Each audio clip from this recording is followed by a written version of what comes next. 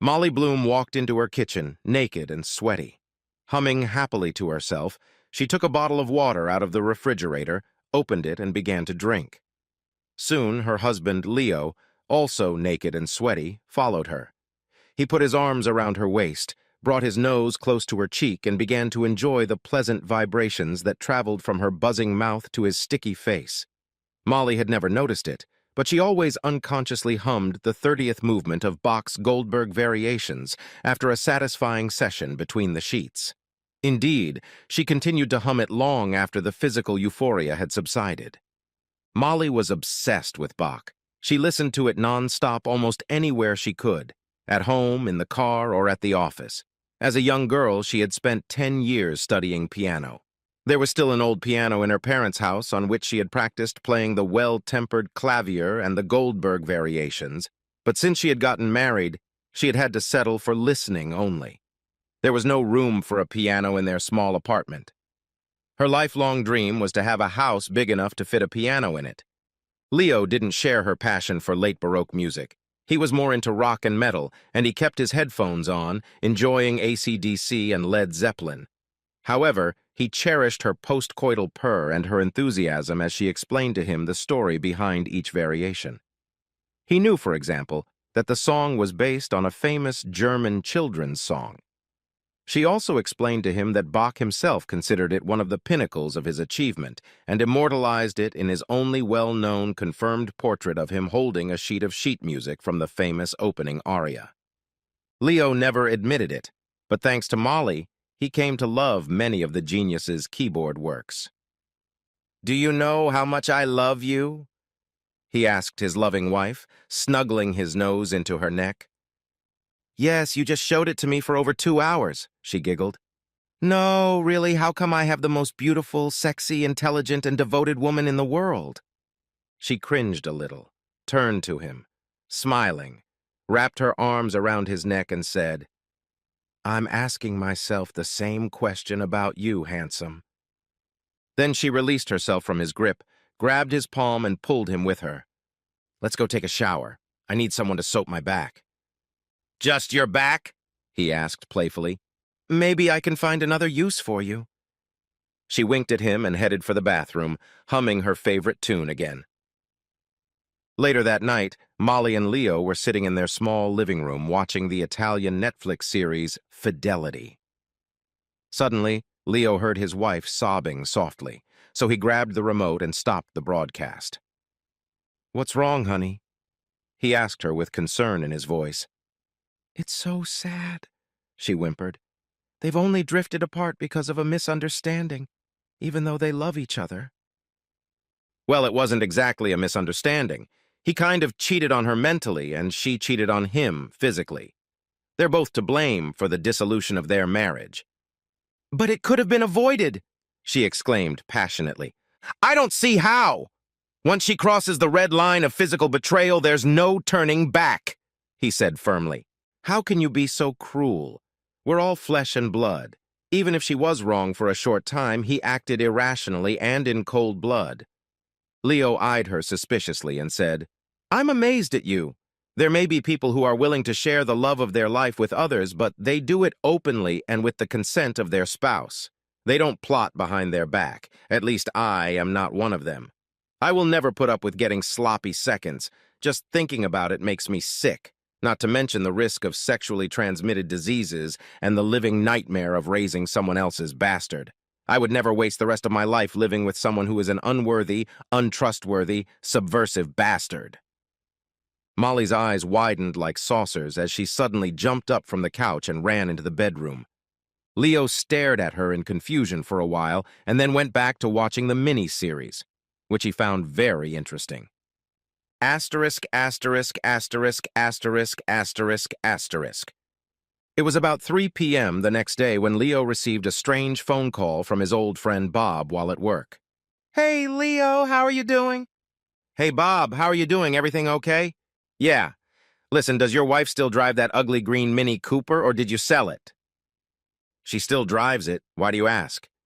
"I'm on my way to meet a client on Eccles Street, and I just saw a car that looks just like hers parked next to an upscale Bimmer, next to a very large house. And since I don't know many green minis, I thought I should give you a call. Did you see who was driving? No, I was just driving by and had to move on. Okay, thanks, Bob. Let me call her and find out what's going on. Leo finished talking to Bob and dialed Molly's number, but was immediately redirected to her voicemail. 10 minutes later, he tried calling her again, but was unsuccessful. He knew that she usually put her phone on airplane mode during work meetings, so he called the receptionist in her office and learned that she had left early on some business. Later that evening, Leo seemed less relaxed than usual as he had dinner at home with his wife. Is everything all right? His loving wife asked him. You seem a little preoccupied. Oh, yes, just... Tell me, were you in Eccles Street this afternoon? It didn't escape Leo the startled expression that froze on Molly's face for a moment, or the way her eyes darted up and to the right before she answered. Yes.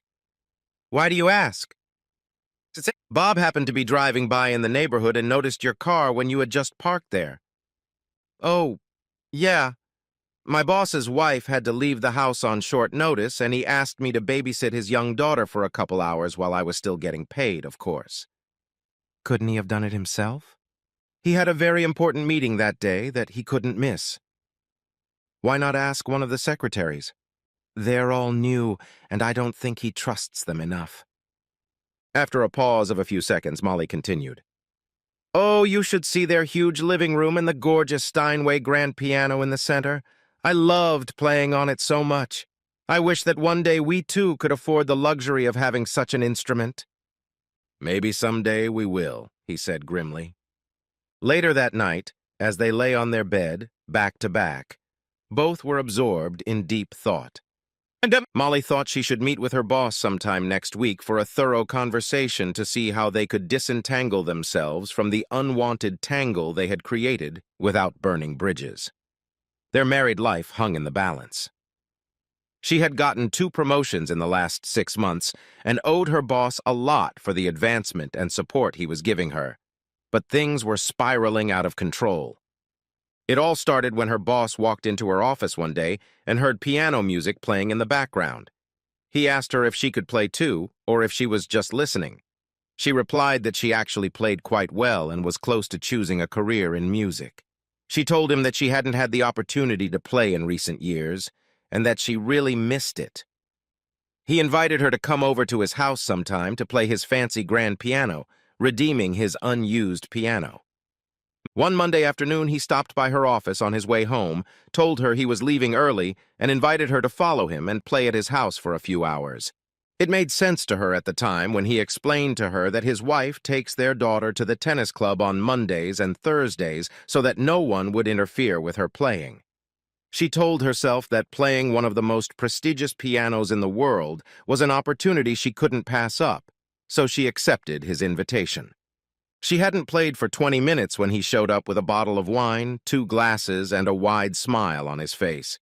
She still didn't understand how she'd ended up in his bed that day, but she shrugged off the guilt by convincing herself that it had been a one-off and pointless activity. After the second time, she told herself that it was important to her career and that playing that beautiful piano nourished her soul. He wasn't particularly demanding, and it was just a few minutes of relaxed and emotionless rough sex once or twice a week. No real harm done, she convinced herself. The fact that he was handsome and well-endowed made her decision easier. Just a small change from the usual gentle lovemaking with my husband, she told herself. And anyway, this would all be over as soon as we saved up enough money for a house, stopped taking the pill, and started a family. Leopold Bloom, lying on the other side of the bed, was also having trouble sleeping.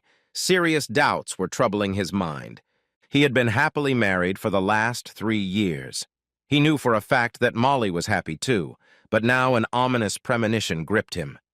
His eyes moistened at the memory of the party where he'd first met her 4 years ago. A memory that had been so sweet until a few days ago, but it had soured.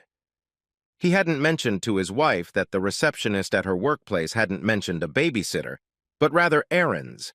Nor had he mentioned that Bob had said he'd seen her parked next to a luxury car. If her boss and his wife weren't home, who the hell did that car belong to? He wondered, And why had she suddenly decided a few months ago that from now on it would be sexless Mondays? At the time, her argument that they should let their bodies rest after a tumultuous weekend had made sense, but now it had taken on a completely different meaning. 2 months ago, she had also declared sexless Thursdays, arguing that they should let their bodies rest before the craziness of the weekend.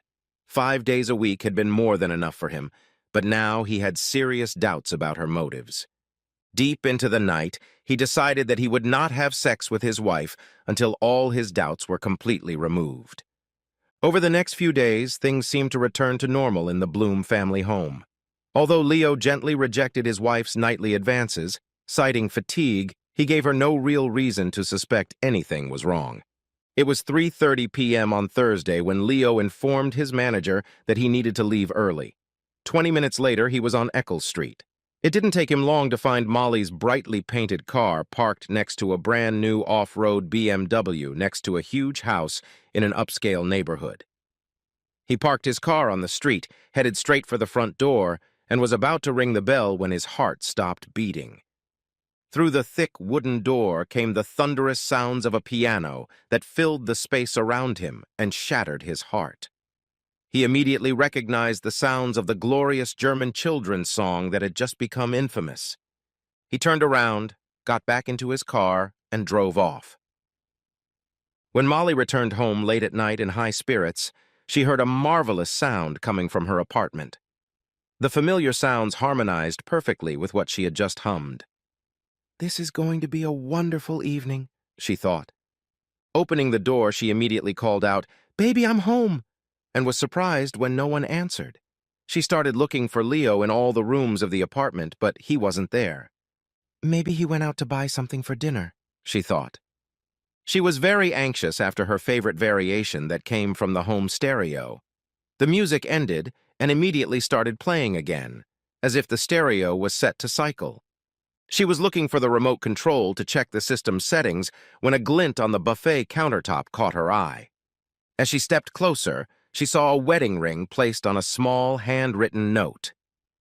"Thank you for saving me from wasting my life with someone not worthy of it. Molly Bloom will never hum Bach's 30th variation again."